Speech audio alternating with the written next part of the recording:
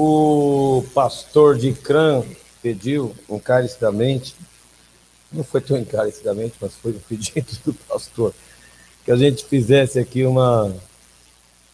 Meu Deus, como está frio aqui. Que a gente fizesse uma resenha das palavras que foram levadas ao acampamento. Então, nós vamos seguir a ordem, tá? O Deus deu a graça de nós restaurarmos algo que fizemos algumas vezes na igreja. E o Senhor botou algumas parcerias ou duplas para ministrarmos juntos a palavra do Senhor. E nós vamos ser bem rápidos, tá? Coisa de 10 minutos no máximo aí para cada pessoa. Eu vou então pedir que a Anícia e a Glaucia rapidamente apresentem aqui uma síntese daquilo que Deus mostrou para elas. Nós que já ouvimos, vamos ouvir pela segunda vez, é bom ouvir de novo. Você que não ouviu, tem a oportunidade de saber o que foi que, em síntese, compartilhamos lá no acampamento para os nossos irmãos. Quando nós tivemos o Renovação aqui, na sexta-feira anterior, nós viemos aqui orar, né? E eu estava orando, e o Senhor falou para mim que a igreja, de uma forma geral, assim, no Brasil, tem vivido um tempo muito difícil, um tempo de crise mesmo. E eu entendi no meu espírito que o Senhor estava falando que Ele não estava na igreja, que a igreja não estava colocando Jesus dentro da igreja. Então eu comecei aquilo me esquentou assim no estômago, sabe? Eu senti um calor assim por dentro. E eu comecei a meditar sobre essas coisas. Eu nem sabia que eu ia pregar no retiro. E eu comecei a meditar nisso e... Então aí veio essa palavra, né? Que é em Isaías 59. Então está escrito assim: eis que a mão do Senhor não está encolhida, para que não possa salvar, nem surdo o seu ouvido, para que não possa ouvir. Então, eu fui estudar esse texto, fui pesquisar, e o Senhor fala aqui que a mão dele não está encolhida, a mão do Senhor está estendida. E essa palavra mão, no original, no hebraico, tem duas palavras para mão no hebraico. Uma palavra é mão fechada, e a outra palavra é mão aberta. E neste texto, essa mão é a palavra em hebraico mão aberta. Então a mão do Senhor, ela está estendida, ela está aberta. E é uma mão que ela quer nos salvar, ela quer nos amparar, ela quer nos guiar, como a mão do pastor. O Senhor Jesus, ele disse: eu sou o bom pastor, e o bom pastor dá a sua vida pelas ovelhas. E o Senhor Jesus deu a sua vida por nós. E na mão do pastor há um cajado, é um instrumento do pastor. E com esse instrumento ele guia as ovelhas, ele puxa, ele acolhe, ele põe o rebanho todo junto, vai guiando o rebanho. E é assim que o Senhor faz com as nossas vidas. E ele fala, então, a minha mão não está encolhida para que não possa salvar. Então, a mão do Senhor, ela está estendida e ela está pronta para nos salvar. E aí, no próximo versículo... tem mais uma coisa sobre o cajado que eu quero falar. Além do cajado servir para guiar as ovelhas, ele também serve para espantar as feras do campo que vinha contra o seu rebanho, que vem contra o seu rebanho, e também para espantar as aves de rapina. Mas no versículo 2 ele fala: mas as vossas iniquidades fazem divisão entre o vós e vosso Deus. E essa palavra, iniquidade, ela significa torcer no original. Então, são atitudes que nós temos que são torcidas como cordas. Porque o caminho de Deus, ele é um caminho reto, ele é um caminho estreito, nós temos que passar por esse caminho estreito, mas é um caminho reto. Mas quando nós não obedecemos à voz do pastor, quando nós não andamos no caminho que o pastor tem para nós, a nossa vida fica como que torcida, como um caminho torcido, cheio de curvas, como se fosse uma corda que prendesse, sabe, corda quando os fios da corda são amarrados, são embaraçados, emaranhados. E ele fala aqui que as nossas iniquidades fazem divisão entre nós e o nosso Deus. Há uma barreira. As nossas iniquidades é aquilo que são as maldades do nosso coração, a perversidade do nosso coração. Aquela semente de corrupção que já nasceu nas nossas vidas e que muitas vezes nós deixamos aflorar. Então isso faz uma divisão, uma barreira entre nós e o nosso Deus. E aí ele fala, e os vossos pecados encobrem o seu rosto, para que vos não ouça. Então, essa barreira que surge entre nós e o nosso Deus através da nossa iniquidade, ela faz com que o Senhor não possa nos ouvir. Ela impede que o Senhor nos ouça. E isso é o pecado que nos prende. Essas cordas são as cordas do pecado que nos prendem. E essas iniquidades fazem separação entre nós e o nosso Deus. E essa palavra separação, no original, quer dizer ruim.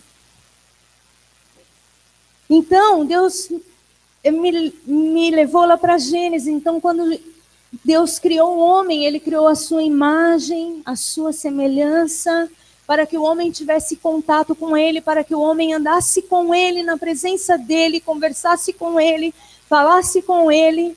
Deus olhou e disse, muito bom, gostei, muito bom. Mas quando surge esse muro de separação, Deus fala, ruim. Muito bom é ter o homem, Deus fala, comigo, para mim, sendo meu amigo. Ruim, tendo o homem separado da minha presença.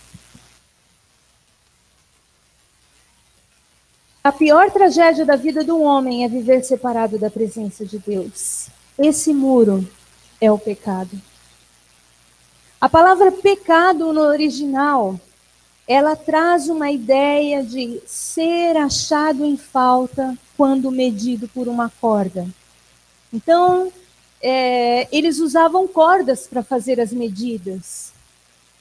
Então, imagine você fazendo por exemplo, um corte e costura, né? Então você tem uma medida certa, uma precisão para cortar, ainda mais quem trabalha com alta costura. E aí você vai cortar aquele pano, às vezes um pano finíssimo, caríssimo, e você erra a medida. E você fala, que pecado, não é? Quando você erra alguma coisa que te dá um prejuízo, você fala, que pecado. Então, pecado é essa a ideia, é de errar a medida. Mas, quando nós erramos a medida, muitas vezes não tem conserto.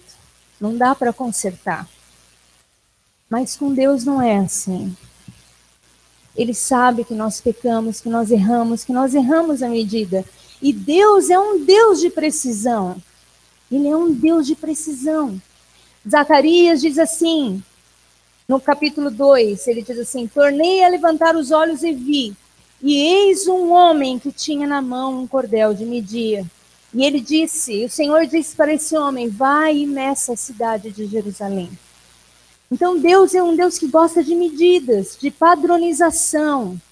E quando nós saímos daquele padrão, daquela padronização, daquela medida que Deus tem para nós andamos em falha, nós andamos em pecado.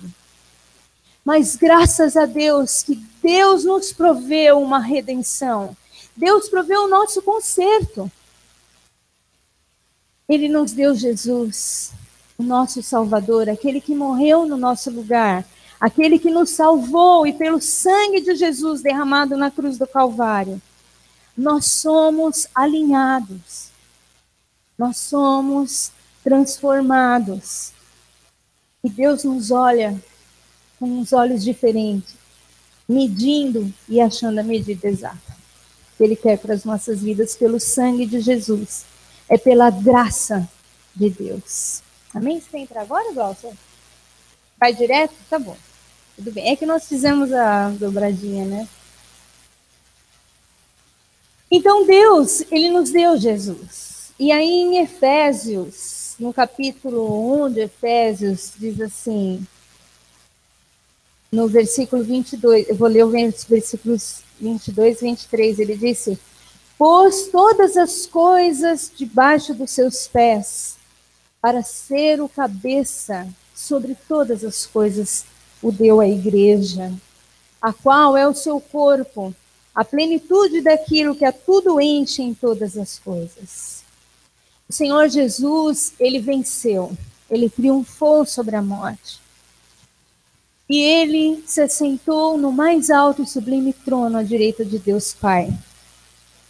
E o Senhor o pôs sobre cabeça sobre todas as coisas, sobre todo o domínio, sobre toda a autoridade, sobre todo o reino, sobre todas as coisas. A Bíblia diz que sobre todas as coisas ele é o cabeça.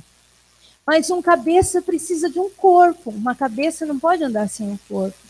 Então, por isso, Deus deu Jesus à igreja, que é o seu corpo. E através desse corpo que somos nós, Jesus faz com que esse corpo se mova e opere sobre a terra.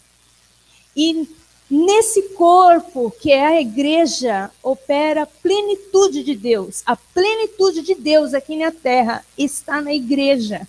Então todo o poder, toda a autoridade do cabeça, que é Cristo, é exercida na terra através da igreja. E nós manifestamos o reino de Deus na terra através da igreja. Nós vivemos lutas, é certo que nós temos lutas, que nós temos batalhas aqui, nós não somos perfeitos ainda. Nós não somos perfeitos. Nós estamos sendo aperfeiçoados, mas o sangue de Jesus nos purifica. Mas nessa luta que a gente luta aqui nessa terra, ela não é uma luta política, ela não é uma luta econômica, ela não é uma luta ideológica, ela é uma luta que tem que ser travada nos ares. É em outra dimensão. Muitas vezes nós pensamos que nós temos que lutar aqui, que vencer aqui. Mas não, nós temos que vencer em oração. Nós temos que vencer na presença do nosso Deus, colocando as nossas aflições na presença do nosso Deus. Porque a nossa luta não é contra a carne, o sangue, é contra os principados e potestades, contra o reino das trevas, contra este mundo tenebroso. E da mesma forma como nós, que a nossa cabeça se preocupa com o nosso corpo, com a nossa saúde, com o nosso bem-estar, com a nossa integridade física, né? Nós queremos estar bem, bem dispostos, perfeitos, sem enfermidade. Da mesma forma como a nossa cabeça quer isso para o nosso corpo, Jesus também quer isso para a sua igreja. Ele também quer o bem-estar da igreja, a integridade física da igreja, a saúde da igreja. Mas para isso, nós temos que andar nesse caminho reto. E nós temos que deixar Jesus ser o cabeça da nossa vida, operar nas nossas vidas. Nós devemos ouvir a voz do pastor e obedecer e andar junto dele. A palavra de Deus diz em Efésios capítulo 5 que Cristo amou a sua igreja. Sabe? Jesus não deu a vida dele porque, agora eu preciso de uma noiva, né? Deixa eu ver aqui quem que vai ser a noiva aqui então. Não, a Bíblia diz que Cristo amou a sua igreja e deu a sua vida por ela. Ele fez porque ele nos ama. Ele nos ama não porque ele precisa de um corpo, Não, porque Ele nos ama. Ele fez por amor. Ele se entregou, Ele se doou, Ele deu a sua vida para que a santificasse. Para que nós fôssemos santificados e nós fôssemos lavados pela água da palavra. É através da palavra que nós somos limpos, que nós somos purificados. Para que Ele fez isso? Para apresentar a si mesmo uma igreja gloriosa, uma igreja sem mácula, sem mancha, sem sujeira, uma igreja sem ruga, uma igreja linda, uma igreja resplandecente, uma noiva linda. Uma noiva linda, santa e sem defeito. Jesus fez isso porque Ele nos ama e Ele nos quer assim. E quando Jesus deu a sua vida por nós, esse muro de separação caiu. Esse muro de separação ruiu. E muitas vezes a gente deixa esse muro crescer de novo.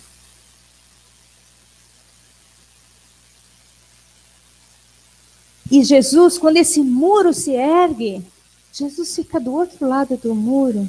Mas não é isso que Ele quer, porque Ele ama a sua igreja. E Ele criou, Ele deu a sua vida pela igreja para que andássemos juntos. Aonde que o noivo quer estar? Vocês aí que já foram noivos, já se casaram, onde o noivo quer estar? O noivo quer estar com a noiva. O noivo quer andar de mão dada com a noiva, não é, Mirella? Você não quer estar pertinho do Rafael sempre? Ai, tocou o telefone, será que é ele? Não é assim? Dá uma alegria, né, na gente. Então o noivo, ele quer estar com a noiva. O noivo, ele quer ver o sorriso da noiva, ele quer ver o quanto ela está bonita. Ele quer conversar com a noiva. Não é? Não é assim? Da mesma forma, Cristo conosco, ele nos quer perto dele. Ele quer olhar para nós e dizer, muito bom, não ruim. O homem pertinho dele, com ele, ligado nele. Então ele olha e diz, muito bom.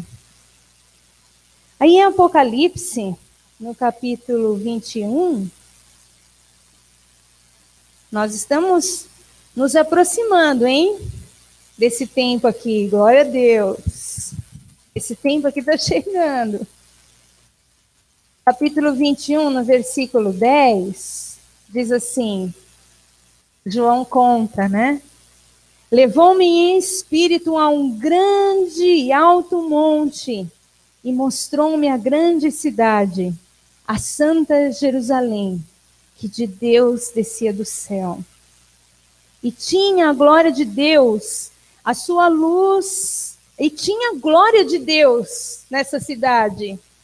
A sua luz era semelhante a uma pedra preciosíssima, como a pedra de jaspe, como cristal resplandecente. E tinha um grande e alto muro com 12 portas, e as portas 12 anjos, e os nomes escritos sobre elas, que são os nomes das 12 tribos de Israel. E vamos pular para o 15. E aquele que falava comigo tinha uma cana de ouro para medir a cidade, e as suas portas, e o seu muro.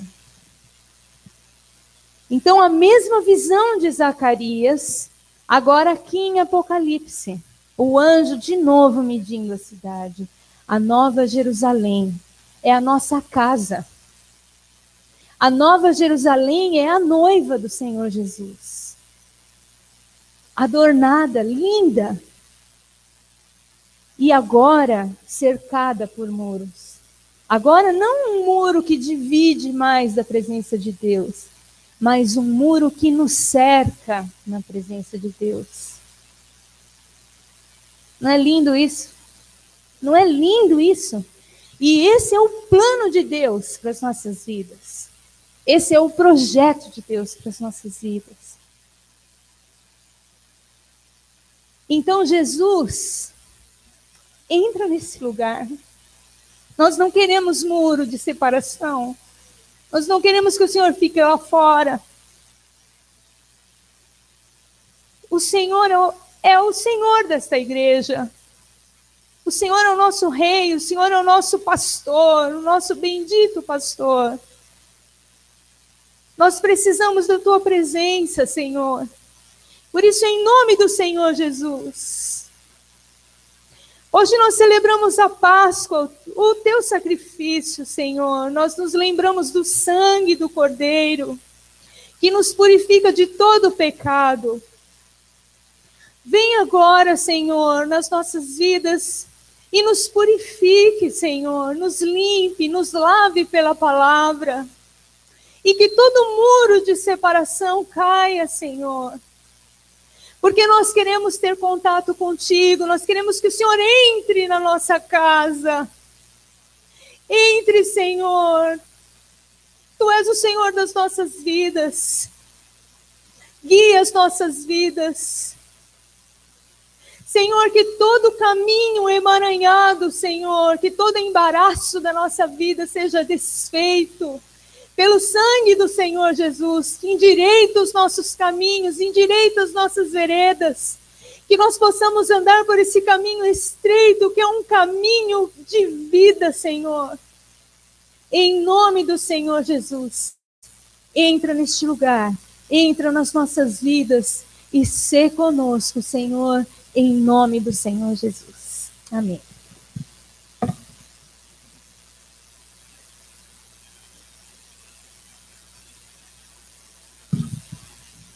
Glória a Deus. Já que é uma resenha, deixa eu te contar um bastidor aqui, só para você, que eles não souberam lá.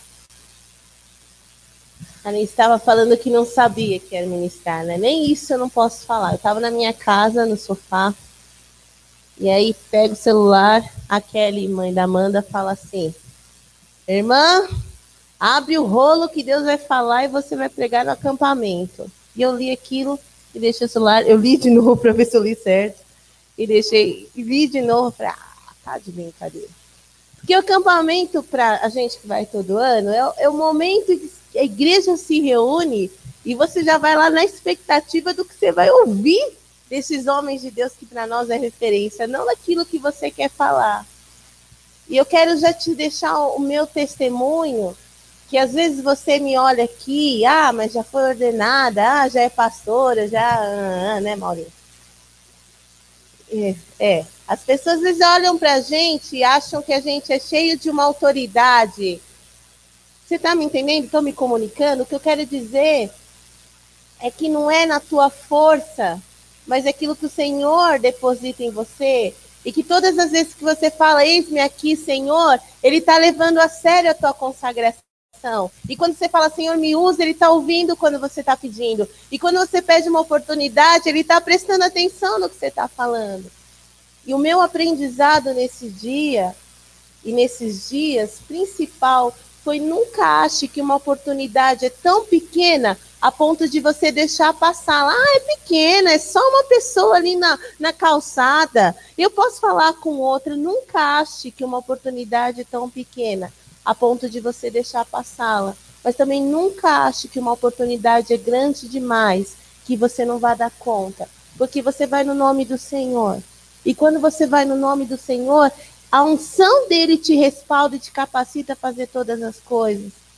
Então não acha que a gente pega um microfone, que a gente desde pequena está em louvor, canta e faz tantas coisas, que a gente se sente capaz. Acho que o processo é sempre o contrário. Quanto mais o caminho, mais a dependência é muito maior. Porque os desafios também são maiores. Mas também a colheita ela é certa. Porque quando você coloca nessa dependência do Senhor, e é Ele quem faz, sim, não tem como dar errado. Porque é o Senhor fazendo através da nossa vida. Então foi uma oportunidade, e o Senhor já tinha falado, e a experiência é linda. Eu amo a intercessão dessa igreja. Esses homens e mulheres sabem tudo. Eles sabem tudo. Deus conta tudo para eles. Não fica nada escondido. Detalhes da ministração. A gente só chorava quando eles estavam lá orando com a gente. Porque deu uma certeza. Que num determinado momento a Marcela pediu para a pastora... Eu posso ficar contando essas coisas aqui? Eu vou falar. pastora Silvia e a pastora Cleusa orarem, eu estou com impartation aqui, distribuir o dom, repartir o dom com quem vê pensa que eu falo tudo isso em inglês. Falo, não, irmão, eu preciso, viu? Mas não estou falando tudo isso, não. Repartir o dom conosco. E aí a pastora Silvia orou com a Anice e a Cleusa orou comigo, e eu estava com muito, parecia mais medo do que temor. E quando ela orou comigo, eu estava contando para a Thelma, o medo foi embora, fica o temor de Deus. A gente sempre tem que ter temor de Deus. Você tem que se mover pelo Espírito, nunca por você. Mas quando eu fiquei de pé, eu falei, me dá esse microfone agora que eu vou sair pregando. Dá uma ousadia que vem do Senhor e uma certeza de que Deus é com você. Esse é o ponto, irmão. Sempre tem essa certeza de que é o Senhor te conduzindo. Mas se você tem essa certeza, não se acovarde. Faça o que o Espírito Santo está te conduzindo para fazer e você vai se alegrar muito de ver o resultado. Para nós, aquele dia, né, Nice, ver o pós-ministração, porque a Nice pregou muito sobre pecado e sobre iniquidade, e eu estava com um texto em Ageu, vai abrindo já enquanto eu termino de dar o testemunho rapidinho, Ageu capítulo 1, um texto pesado falando sobre a casa do Senhor. Falei, pelo amor de Deus, já tenho fama de bravinha, agora já era. Mas o Senhor deu graça, e eu glorifico ao Senhor pelo que Ele tem feito, e pela certeza que o Senhor vai fazer muito mais no nosso meio. Amém, irmãos? Jesus é bom. Esses dias foram maravilhosos, nós precisávamos, não sei vocês, mas eu precisava dessas ministrações, e o Senhor superou qualquer expectativa. E a hora que a minha expectativa era alta, e Jesus foi imensurável. A minha cola ficou em algum lugar, então eu vou ler a cola que está na Bíblia. Vamos começar. Eu vou direto nos 3 versículos que eu dei ênfase para ganhar tempo, porque tem mais gente para falar. Verso 2. Assim fala o Senhor dos Exércitos. Este povo diz, não veio ainda o tempo em que a casa do Senhor deve ser edificada. Verso 4. Acaso é tempo de habitardes vós em casas apaineladas? Eu sempre erro essa palavra. Enquanto esta casa permanece em ruínas. E o verso 9, esperastes o muito, e eis que veio a ser pouco, e esse pouco, quando trouxestes para casa, eu com um assopro o dissipei. Por quê? Diz o Senhor dos Exércitos. Por causa da minha casa, que permanece em ruínas, ao passo que cada um de vós corre por causa de sua própria casa. Então, no verso 2, o profeta está falando assim, que o povo está falando, olha, agora não é tempo de reconstruir a casa de Deus, não é tempo de reconstruir o templo de Deus. E o templo do Senhor era a habitação de Deus, era símbolo do relacionamento entre Deus e o povo. Hoje nós estamos vivendo a graça, nós temos Jesus habitando dentro do nosso coração. Mas naquele tempo, era o templo já? Era o templo, ele era o símbolo da presença de Deus no meio do povo. Era muito importante, não era qualquer coisa. Não era vir reformar, pintar a igreja, que está precisando. Pintar a igreja, organizar as coisas na parede, que é um lugar onde nós nos reunimos como corpo. Para eles era o símbolo da presença de Deus. E eles estavam falando, reformar isso agora não. E aí nós fomos essa meditação. Quantas vezes a gente fala, Senhor, agora não. Se servir agora não, eu tenho outras preocupações. E agora não, para o relacionamento de Deus com Deus, a gente vai empurrando as coisas na nossa vida, a nossa aproximação com o Senhor, preocupado com coisas que são terrenas, ao invés de dar o enfoque correto para aquelas que são eternas. E o verso 4 fala, é tempo de habitardes vós em casas apaineladas, enquanto a minha casa está em ruínas. Então a gente cuida tanto dos nossos próprios interesses e deixa de lado o nosso relacionamento, ou mesmo até a casa de Deus, né? Nós tínhamos aqui a Silmara com essa preocupação com a casa, com o lugar físico, e o Senhor tem me levado a olhar essa casa também, não só o relacionamento com Deus, mas olhar para essa casa e cuidar dessa casa. É a nossa casa, é o nosso lugar aqui onde a gente celebra Jesus juntos, e a gente precisa olhar para ela. Verso 9, esperaste-os muito, tudo mais, eu já li, né? Preciso ir rápido agora. Por causa da minha casa, no finalzinho do 9, que permanece em ruínas, ao passo que cada um de vós corre por causa de sua própria casa. Quando a gente procura os nossos próprios interesses, e eu falei algumas coisas, gravou as ministrações? Foram gravadas? Ó, as ministrações foram gravadas, então depois você pega lá para você ouvir tudo certinho, mas eu estava falando sobre os interesses, quando a gente busca os nossos próprios interesses, até interesses ministeriais, as minhas realizações pessoais, ao passo que eu deixo de lado aquilo que o Senhor tem para a minha vida. Nunca um sonho seu é substituído por algo pior. Eu lembro que meu primeiro carro, aquelas que viajam, meu primeiro carro era uma cor que eu não gostava. Eu tinha um sonho assim, meu primeiro carro, eu quero um carro vinho, E aí eu fui na primeira concessionária, viu, Pedro Paulo? Aí era um verde azulado ou um azul esverdeado. Até hoje eu não descobri a cor daquele carro. Mas era bonito. E eu e meu pai, a gente andou a Anhangamelo toda, assim. E não achamos, e fiquei com aquele carro que era bom. Tá na família até hoje, tão bom que era aquele carro. E aí eu descobri que eu não sabia que eu gostava daquela cor. Mas depois que eu gostei daquela cor, eu teria um carro daquela cor de novo. E eu acho o carro vinho, desculpa quem tem carro vinho, eu acho o carro vinho feio hoje. O ponto é que você não sabe às vezes do que você gosta, mas o sonho de Deus realizado na tua vida é muito melhor do que aquilo que você acha que você sabe, que gosta e sabe fazer, aquelas coisas todas. Isso eu não falei lá. Para fechar, verso 8. Subi ao monte, trazei madeira e edificai a casa, dela me agradarei e serei glorificado, diz o Senhor. Pastor Francisco ministrou pela manhã, falando que o Senhor tinha nos chamado para uma grande obra. E eu estava lembrando que se trazer madeira, madeira no tabernáculo é também um tipo, nos remete a um tipo de Cristo. Então, trazei madeira, trazei Cristo, que era aquilo que a Anice estava ministrando. Edificai a casa, e já tem uma promessa do Senhor. Quando você trouxer o Senhor para o centro da tua vida, dela me agradarei e serei glorificado. E a minha oração é essa, de novo, eu quero que você feche seus olhos. Pai, nós te agradecemos, Senhor, porque quando nós nos voltamos ao Senhor, voltamos aos nossos olhos ao Senhor, já está sobre nós uma promessa, que o Senhor seria glorificado na nossa vida, e que o Senhor se agradaria de nós.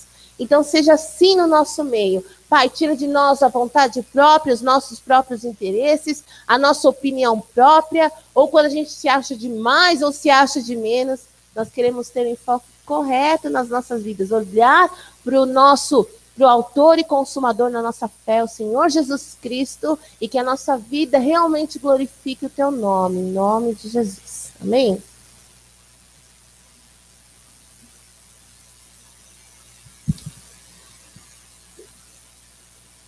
Eu sempre esqueço sempre, vamos começar de novo. Eu me preocupo muito com a igreja. Toda vez que eu penso nas coisas da vida, acho que desde pequeno, quando eu penso em vida cristã, a igreja sempre está impregnada em mim. Eu gosto de pensar a igreja. Eu tenho a igreja como minha família, e eu não exagero quando eu digo isso. Não é uma figura de linguagem, ela é de fato minha família. E é assim que eu entendo. Eu penso que eu gostaria que a minha família entendesse as escrituras e amasse as escrituras e cresce nas escrituras como elas falam acerca das coisas de Deus. Então, quando a Anice vem falar sobre igreja, esse é um assunto que me pega muito no coração, porque Cristo quer ser de fato o cabeça da igreja, e eu não sei se ela não quis contar ou se ela achou que não devia contar, mas assim que ela acabou de pregar, ou que acabou o culto, uma irmã chegou para ela. A irmã veio, para você ter uma ideia de como Deus fala nessa igreja, a irmã havia vindo lá de Araraquara, e ela se sentou ali para o culto, e o Senhor falou no ouvido dela, a minha igreja está em pecado. E a irmã olhou e falou assim: como assim, igreja? Eu acabei de chegar aqui, eu sento na cadeira e escuto uma coisa dessa, né? E aí diz que Jesus continuou falando. Achou que era coisa da cabeça dela, e a voz continuou falando com ela. E eu estou do lado de fora, Jesus falando. E vocês que estiveram lá no acampamento viram o momento em que a Anice não sabia de nada disso. A Anice então pede que abra-se a porta lá do fundo, né, para que o Senhor entrasse, porque Apocalipse 3:20 fala: estou à porta e bato. E Jesus fala isso para uma igreja, Jesus não fala isso para o ímpio. Aquele texto é um texto para uma igreja. Jesus do lado de fora da igreja pedindo: deixa eu entrar aí. E aquela igreja que tinha Jesus de fora, num contexto escatológico, representa a igreja dos últimos dias. Uma igreja apóstata, uma igreja humanista, uma igreja egocêntrica, uma igreja que se coloca acima da própria vontade de Deus. Como eu vi numa imagem do Facebook nessa semana, né? Uma imagem bonita de um túmulo, uma pedra rolada para longe, e aí Deus vai ressuscitar os teus sonhos.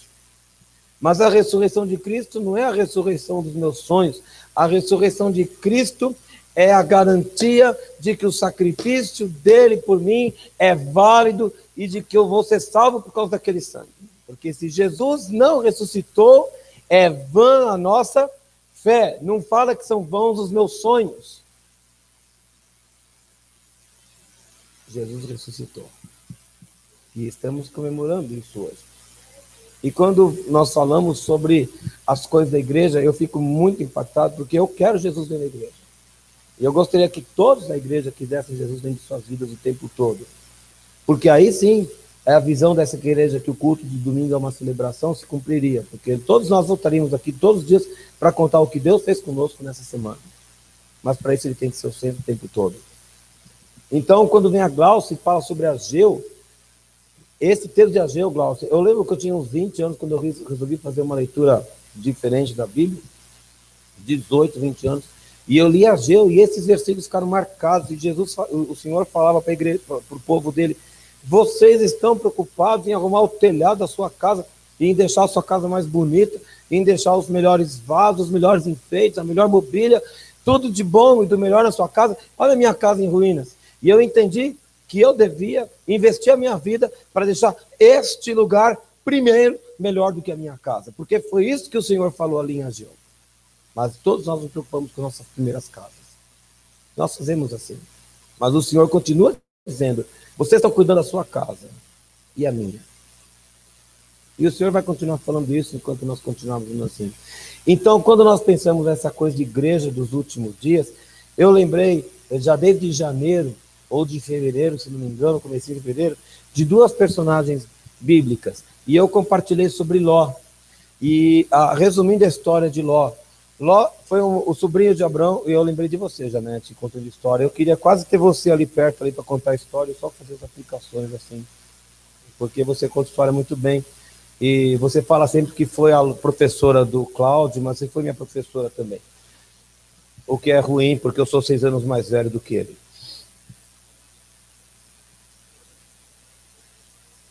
Graças a Deus. É verdade. Graças a Deus. E o melhor está por vir ainda, viu, gente? Fique tranquila. E o Ló recebeu a bênção de Abraão, embora não fosse direito dele, porque o chamado era para Abraão, a aliança era de Abraão, mas escorregou a aliança e as bênçãos respingaram em Ló. E a Bíblia fala no capítulo 13 de Gênesis que Ló estava muito rico, tão rico, que a terra não conseguia conter Abrão e Ló juntos, os pastores, eles brigavam, e aí então Abrão sugere que eles se separem, cada um tome o seu caminho, e ele dá a Ló a oportunidade de escolher primeiro, e Ló fala, aquele lado da Campina do Jordão é muito fértil, ali é muito bonito, os meus gados poderão pastar ali, haverá muita abundância, e a Bíblia fala que ele vai montando as redes na direção de Sodoma, e na direção de Gomorra. E ele vai armando as tendas até chegar lá. Nós vemos lá no capítulo 18 ou 19, na verdade no capítulo 18, acho, se não me engano, Deus conversa com Abraão e diz para Abraão que vai punir aquela cidade por causa dos pecados que eles praticavam, porque eram cidades muito ímpias, e o clamor daquela cidade já tinha chegado até as narinas de Deus, até os ouvidos de Deus, e Deus tinha enviado 2 anjos para averiguarem a situação, para notarem o que estava acontecendo naquele lugar. Abraão faz uma intercessão e pergunta a Deus, o Senhor vai matar o justo com o ímpio? Vai destruir uma cidade inteira? Vai destruir o justo com o ímpio? Vai destruir a cidade com o justo lá dentro? E se houver 50 justos? E se houver 45? E se houver 40? 30? 10? E se houver 10 ali, o Senhor vai... E o Senhor promete que não ia subverter a cidade se encontrasse 10 justos ali. E aqueles anjos descem à cidade, os homens tentam abusar deles, E Ló tenta evitar uma situação difícil ali, seguindo os métodos da cidade. Ele oferece as filhas para que aqueles homens abusem delas. Mas eles não querem as filhas, aquelas moças que eram virgens e que estavam prometidas, já comprometidas com seus noivos. Eles querem aqueles homens de lá. E o Senhor intervém, aquelas pessoas ficam cegas, aqueles homens apressam Ló e falam, vamos embora daqui, porque Deus vai subverter a cidade. E o Ló começa a enrolar muito para sair de casa, e pela manhã eles estão arrancando Ló, os genros falam, que isso é besteira, você está brincando, Ló, você ficou gagá, isso não vai acontecer, e ficam na cidade, e Ló foge com a mulher e com as duas filhas, e pede para entrar numa cidade que depois vai receber o nome de Zoar, uma cidade pequena. E Deus poupou aquela cidade por causa da presença de Ló ali, a Bíblia conta assim.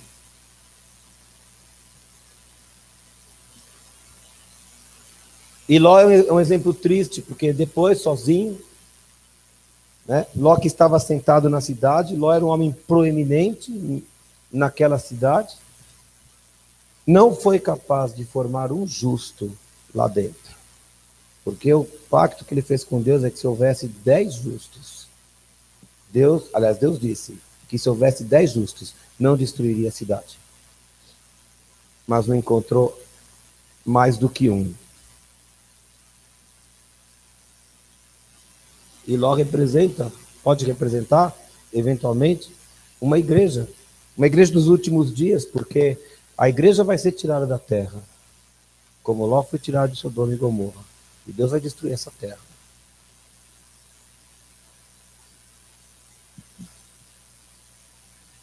E uma igreja que não leva Cristo a lugar nenhum.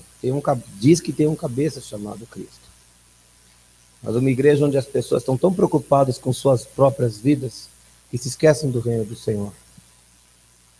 E o Senhor me levou a perguntar naquele dia lá, quantas pessoas vão subir ao céu por nosso intermédio?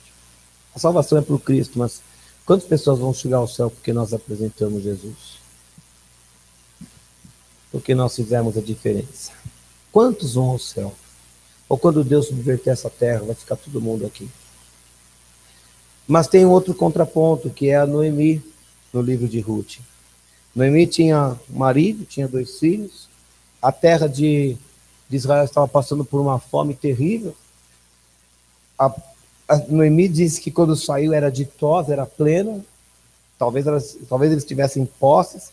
Talvez eles tenham pensado assim, vamos lá para Moabe primeiro, porque vamos nos garantir ali, até acabar a fome aqui em Israel. A Bíblia não fala que eles consultaram o Senhor para tomar aquela decisão. A Bíblia também não diz que Deus aprovou ou reprovou a decisão. Foi a decisão que eles tomaram. A Bíblia não faz nenhum juízo que a gente possa defender sobre a decisão que eles tomaram, mas eles foram. Eles foram. E lá morreu o marido. E então Noemi imediatamente casa os filhos. E eles também morrem lá. E agora então Noemi perde seus bens, está desamparada numa terra estrangeira, com 2 noras moabitas. Isso porque o Senhor deixa claro que jamais deveria haver a união do povo de Israel com outros povos, com nações ímpias. Isso não é vontade do Senhor. E eu disse uma coisa lá que eu vou repetir aqui. Deus tem valores e os valores de Deus são inegociáveis. Eles não são meus valores, eles não são os seus valores, eles não são os valores de nação nenhuma dessa terra, eles são valores de Deus e com os valores de Deus a gente não negocia. É Deus quem impõe os valores e a gente trabalha com eles. E na verdade, se nós quisermos fazer diferença, a gente tem que comprar esses valores e aplicar em nossas vidas. Ló não aplicou os valores de Deus. Ló quis aplicar os valores do lugar. Pega as minhas filhas aí. Aliás, depois a geração dos netos veio por meio de 2 incestos. O padrão, os valores do lugar. Mas a Noemi, então, ela fala para as noras, olha, eu vou voltar para a minha terra. Ela ouviu dizer que tinha pão na terra. E ela decide voltar para a terra. E quando ela resolve voltar, ela despede as noras. E Orfa fica. E Ruth, de repente, fala assim, não adianta você mandar ficar, porque o seu povo será o meu povo, o teu Deus será o meu Deus. E nós conversávamos lá um dia que mulher excepcional deve ter sido Noemi, que no meio da crise, no meio da fome, no meio da dificuldade, viúva, agora perdendo os filhos, ainda assim ela tem tal fé em Deus, que a outra diz e fala, eu quero isso que essa mulher tem. E ela leva, presta atenção, ela leva a Moabita para a terra de Israel. E sabe o que ela descobre? Que em Israel tem um resgatador. Tem um judeu que é o nosso resgatador. Tem um judeu chamado Jesus de Nazaré, que é o resgatador de todas as pessoas. E o nosso papel é ir lá e buscar essas pessoas e levar aonde está o resgatador. A sua igreja pode ser muito esquisita. Essa igreja é uma igreja esquisita. A gente sabe disso. Mas eu vou falar uma coisa, o resgatador está aqui. E eu não vou dizer que não está em outras igrejas. Eu jamais diria uma coisa dessa. O Senhor não me autoriza a falar uma coisa assim. Mas aqui tem o resgatador. E as pessoas precisam ir aonde está o resgatador. E essa igreja tem que entender, e ela tem que escolher que tipo de igreja ela quer ser. E quando a gente fala de igreja, estamos falando das nossas próprias vidas. Que tipo de pessoa eu quero ser? Eu quero ser uma pessoa que procura arrumar o politicamente correto com o mundo, para me dar bem com todo mundo, mas que não vai salgar, que não vai dar sede em ninguém, ou eu vou ser aquela pessoa que mesmo que esteja passando por dificuldade, fará tal diferença que o outro diga, eu quero isso que você tem, e eu vou poder apresentar o resgatador para essas pessoas.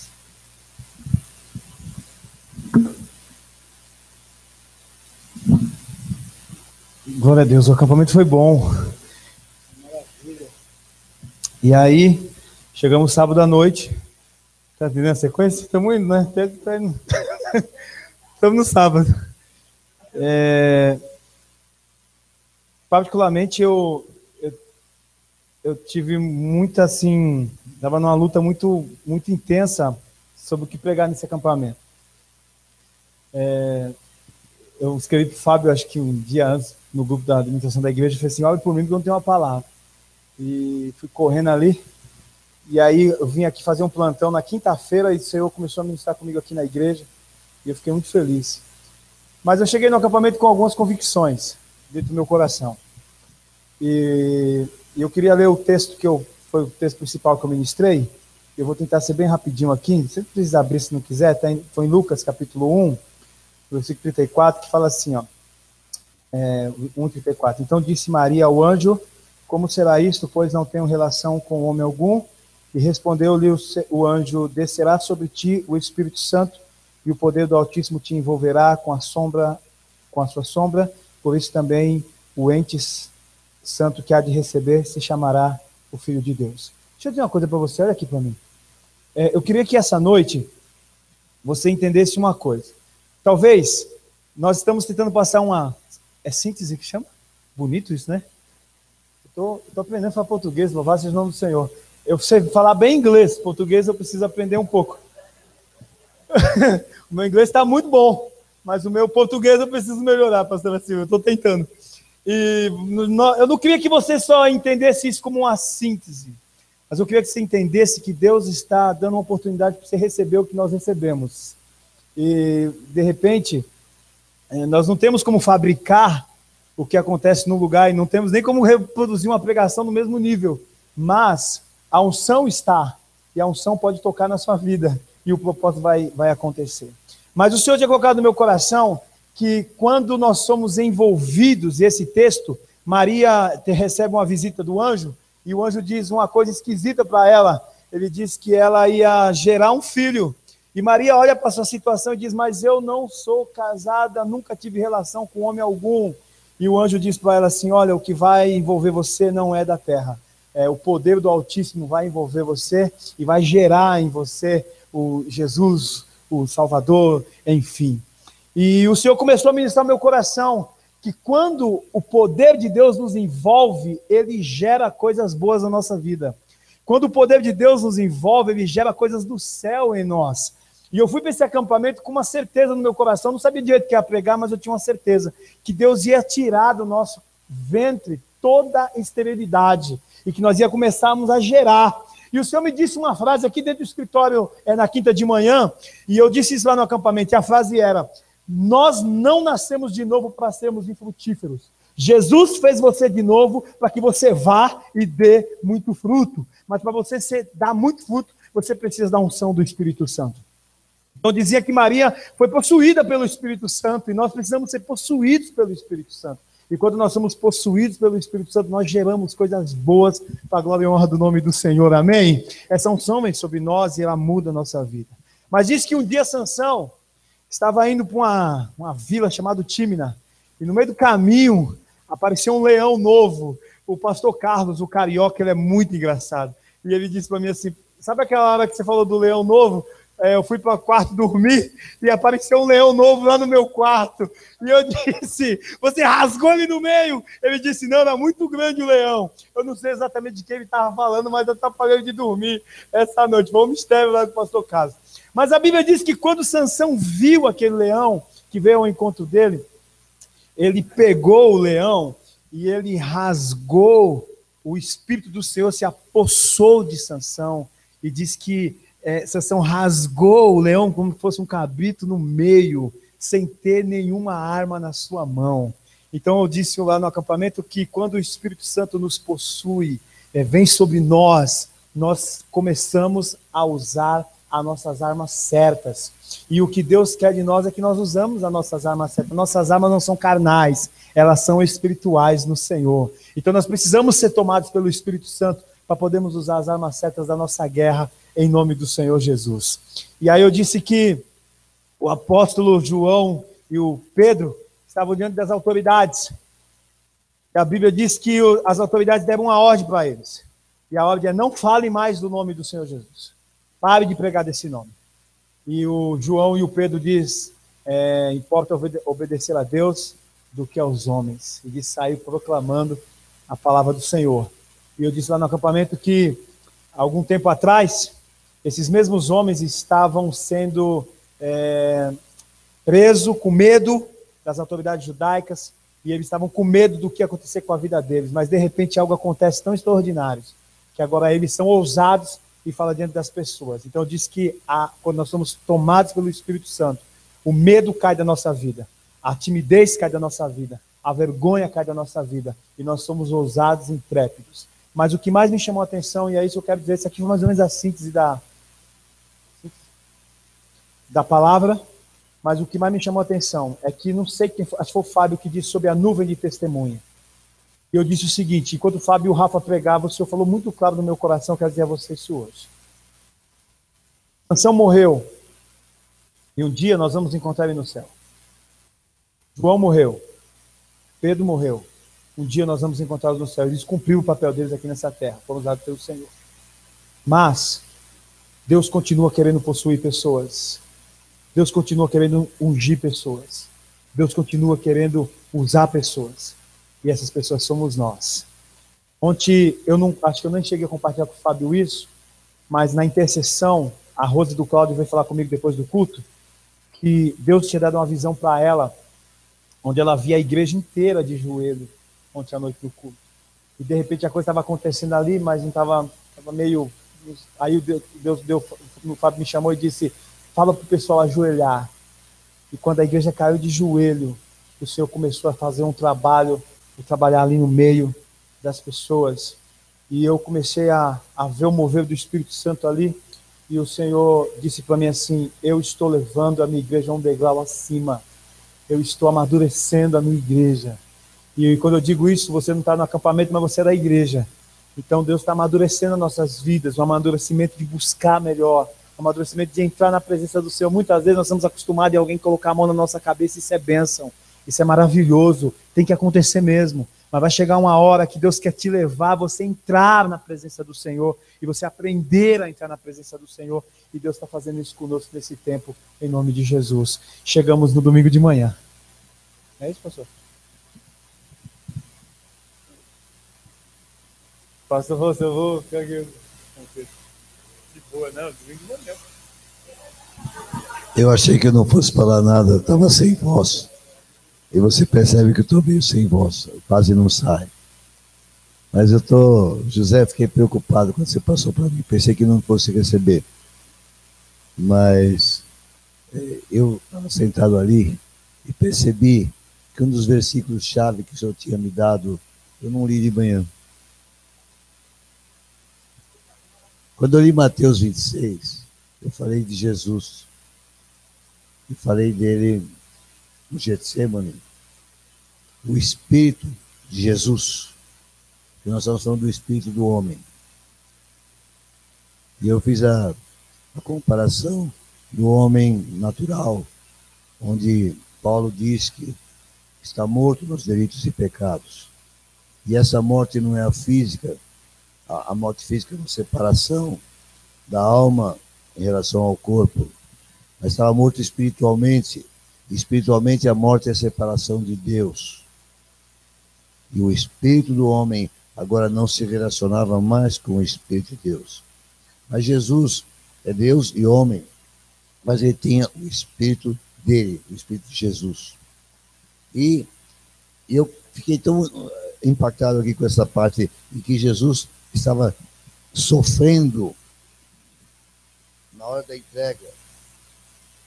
E ele disse: a minha alma está profundamente triste até a morte. Mas que o Espírito dele chegou a esse ponto de angústia. O nosso Deus, perfeito Deus e perfeito homem. Mas ele diz aqui para os companheiros que ele estava com a alma triste até a morte. Mas ele submeteu o seu espírito ao Senhor e disse: se possível, passa de mim. Mas ele já tinha dito antes: mas é para isso que eu vim, para morrer.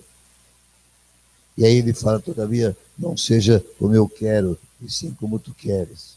Eu fiquei tão entusiasmado com isso, que esqueci de ler um pouquinho para frente. Eu vou aproveitar agora. Quando ele diz para os discípulos: nem uma hora pudesses vós vigiar comigo, e orai para que não entreis em tentação. O espírito, na verdade, está pronto, mas a carne é fraca. Ele não estava falando dele, estava falando dos discípulos. O Senhor estava trabalhando com o espírito deles. Eles estavam já em contato com Deus, porque eu expliquei lá que o espírito morto, ele nasce de novo, e esse nascimento é porque o Espírito Santo é dado àquela pessoa que entrega a vida a Jesus. E esse Espírito liga agora de novo o Espírito do homem com Deus. E esta ligação que nos faz crentes no Senhor Jesus. Essa ligação que nos faz servos do Senhor. Essa ligação é que nos traz o fruto do Espírito para a nossa vida. Essa ligação é que nos torna testemunhos de Jesus, porque nós vamos dizer: olha, isso aconteceu comigo e Deus quer fazer com você também. Mas eu fiquei tão entusiasmado com essa questão, que eu não falei isso, porque eu estava fazendo essa analogia. Mas enquanto vocês estavam falando, ninguém falou do que Deus fez com as pessoas. Quando a Nice e a Gláucia ministraram, já tinha ministrado o pastor Francisco.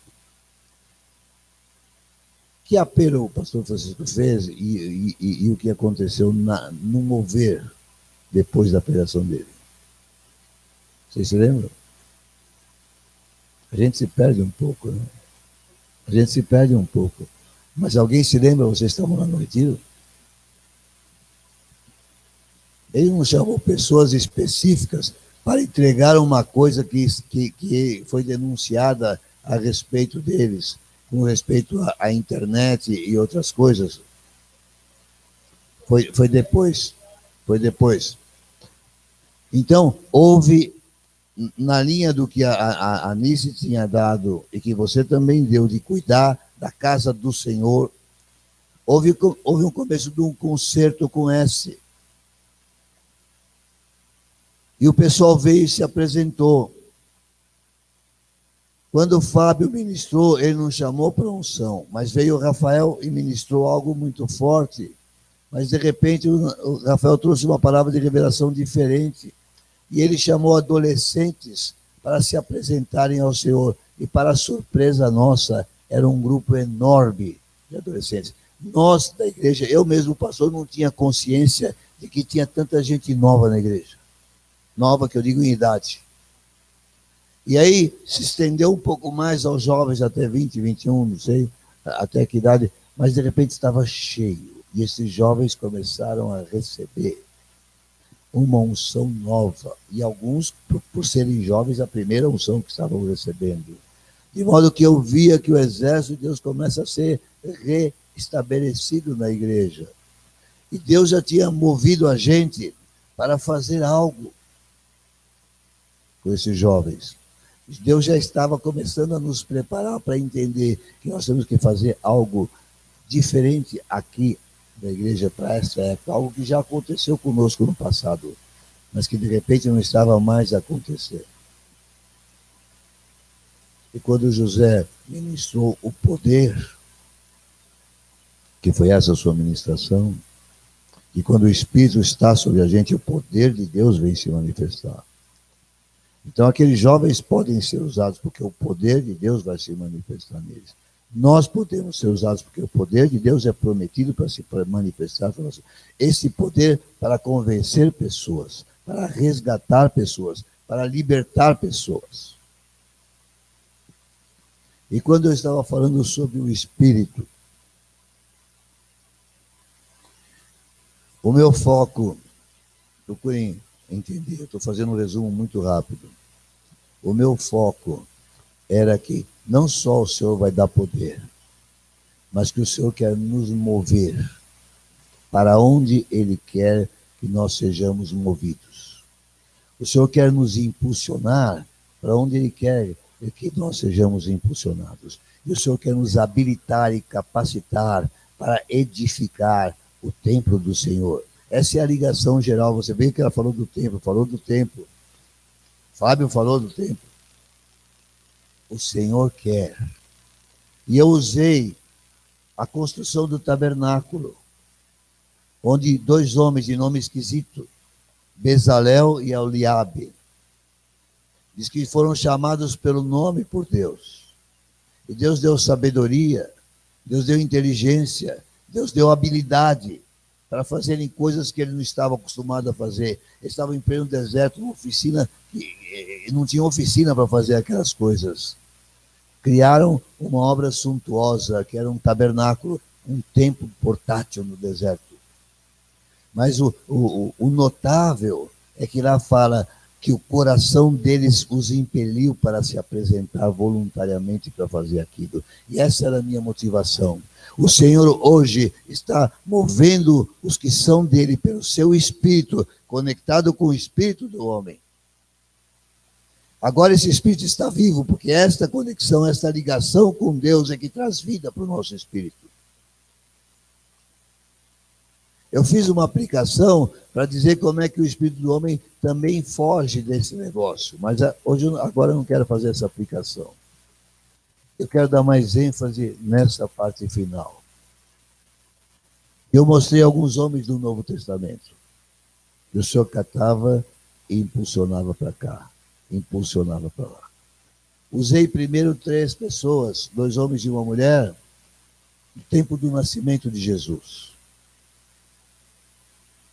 Depois peguei o próprio Jesus, que movido pelo Espírito Santo foi levado ao deserto para começar a pôr por terra o adversário, o nosso adversário.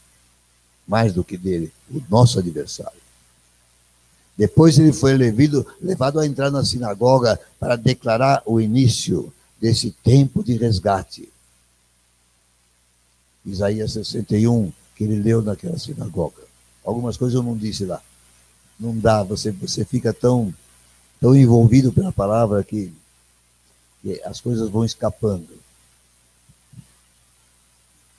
Depois eu mencionei alguns como Estevão, mencionei Paulo, mencionei Ananias, não mencionei Filipe, o diácono, movido pelo Senhor.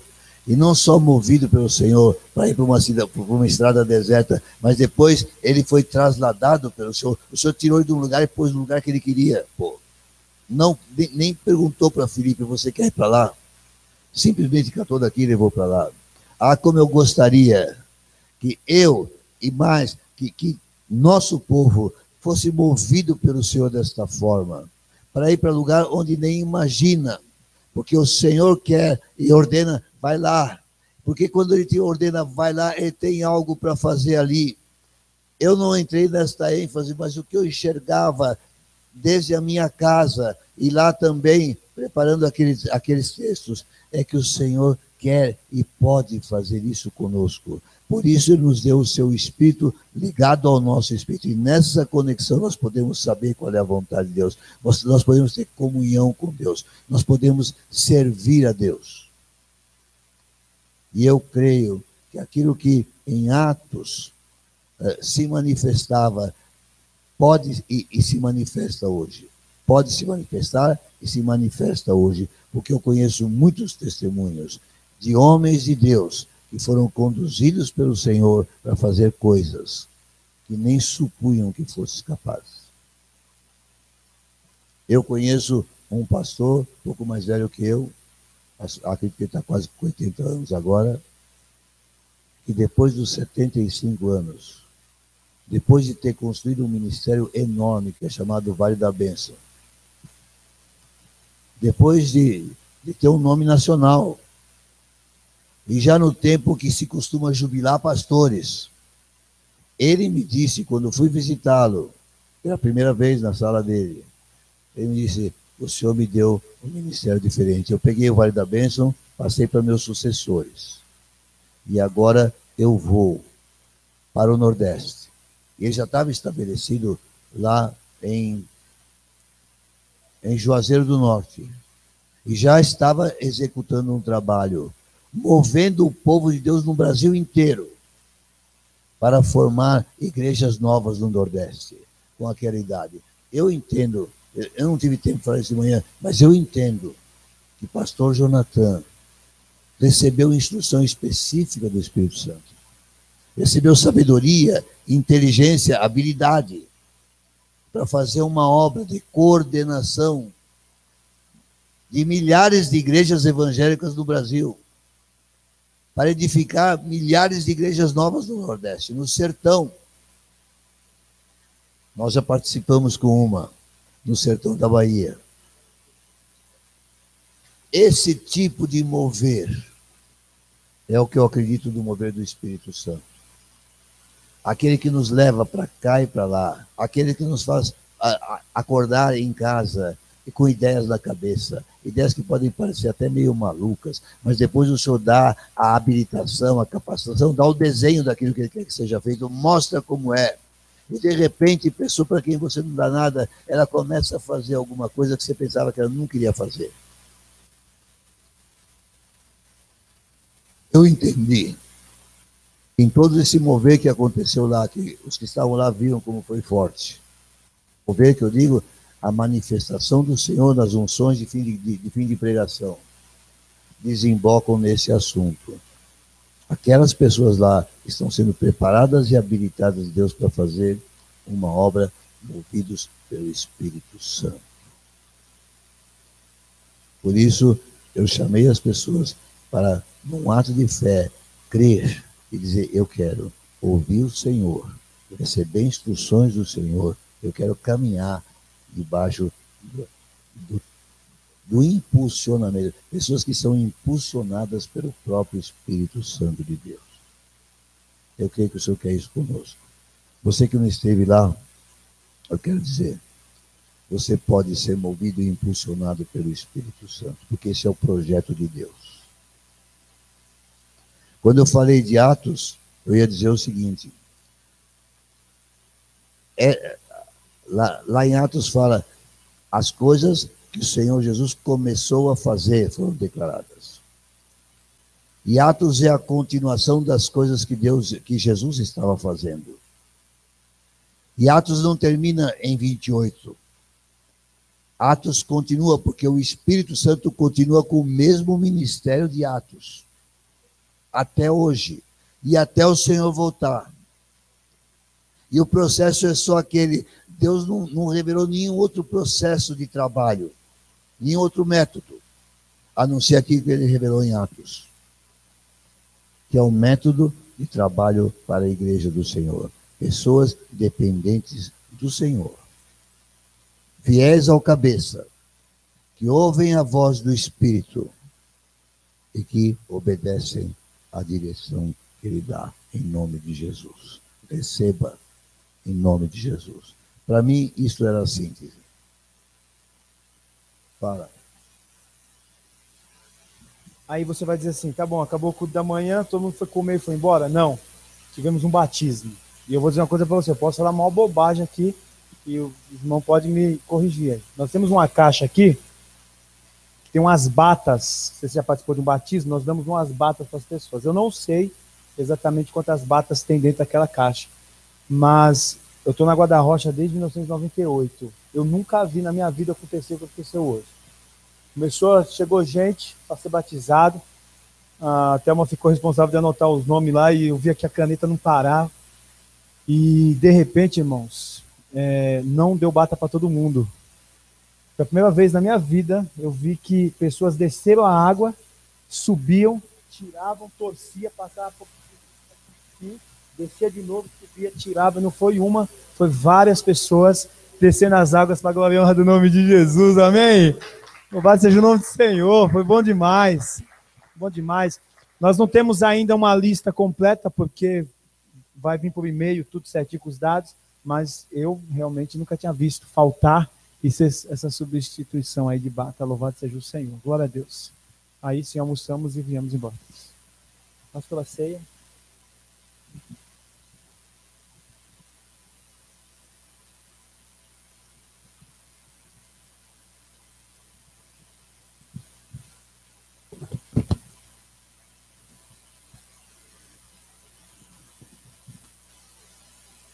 Fica em pé para você dar uma esticadinha. Isso. Fazendo exercício agora, ninguém me aguenta, viu? João 6. Não resisti à piadinha. Verso 32.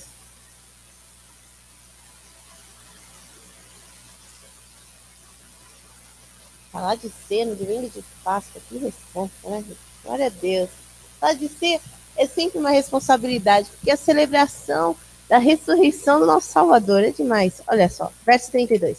Replicou-lhe Jesus, em verdade vos digo, não foi Moisés quem vos deu o pão do céu, o verdadeiro pão do céu é meu Pai quem vos dá, porque o pão de Deus é o que desce do céu e dá vida ao mundo. Então lhe disseram, Senhor, dá-nos sempre desse pão. Declarou-lhes, pois, Jesus, eu sou o pão da vida, o que vem a mim jamais terá fome, e o que crê em mim jamais terá sede. Vamos ler juntos o 35?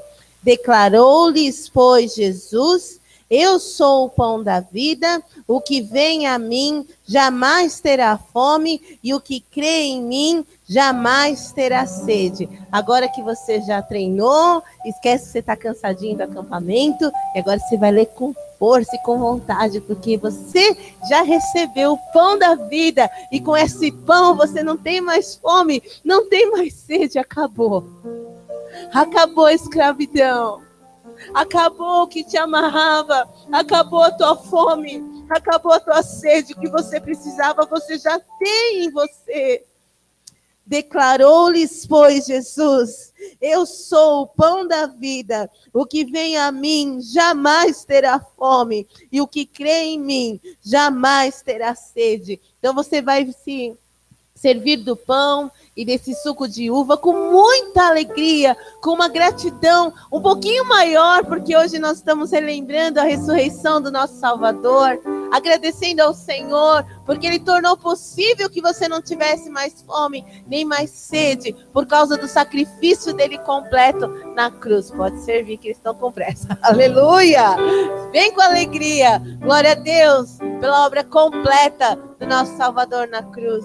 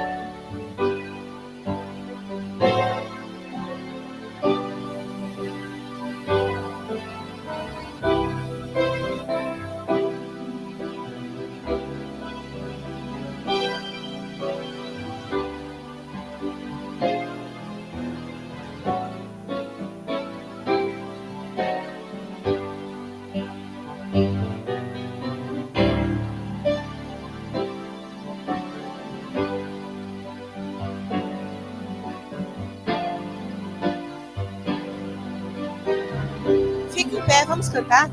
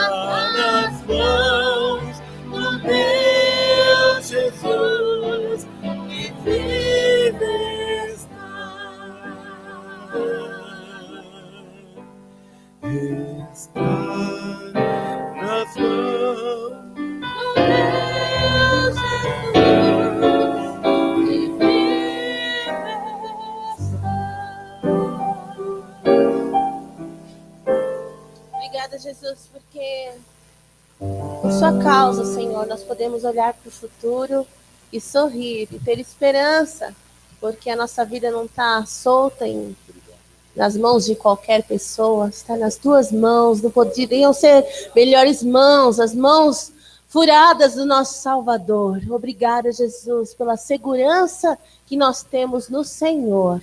Nós te celebramos essa noite. Amém? Você pode aplaudir o Senhor? Glória a Deus. Obrigada, Senhor Jesus. O Senhor é bom. Glória a Deus. Você que não trouxe seu dízimo ainda, pode trazer sua oferta. Nós vamos orar e agradecer ao Senhor pelos recursos, pela provisão. Aleluia. Glória a Deus. Tem nas suas mãos, nós vamos orar. Senhor Jesus, nós te agradecemos, Pai, pela sua fidelidade, pela sua provisão, que a nossa vida está nas tuas mãos, todas as áreas da nossa vida estão nas suas mãos. As nossas finanças, a nossa saúde, a nossa família, todos os nossos interesses, está tudo nas tuas mãos. Nós te agradecemos, mas nessa hora nós queremos reconhecer, Senhor, que tudo que nós temos vem das tuas mãos, e nessa hora nós te devolvemos uma parte em gratidão ao Senhor. Pai, recebe a nossa oferta, recebe o nosso dízimo, multiplica, Pai, dá sabedoria, Pai, à tua casa, a liderança desta casa, e, Senhor, provê nas necessidades da tua igreja, Senhor, em nome de Jesus, provê na vida de cada irmão, Senhor. Não permita, Pai amado, que a crise nos assuste, ao contrário, que a gente possa estar cada vez mais apegados ao Senhor e com uma alegria, uma segurança de saber que o Senhor é conosco e que nada vai nos faltar, em nome de Jesus. Amém? Aleluia. Pai, obrigado porque o Senhor vive, nós podemos crer no amanhã, nós não temos temor, Tu és maravilhoso, nós exaltamos o Teu nome. Jesus, Tu és tremendo. A graça do Senhor Jesus, que o amor do nosso Deus e Pai, a comunhão do Espírito Santo e a unção possa nos levar, possa nos mover a fazer exatamente aquilo que o Senhor quer que nós façamos nesses dias, para a glória do Teu nome. Leva o Teu povo embaixo da Tua paz, em nome de Jesus. Amém.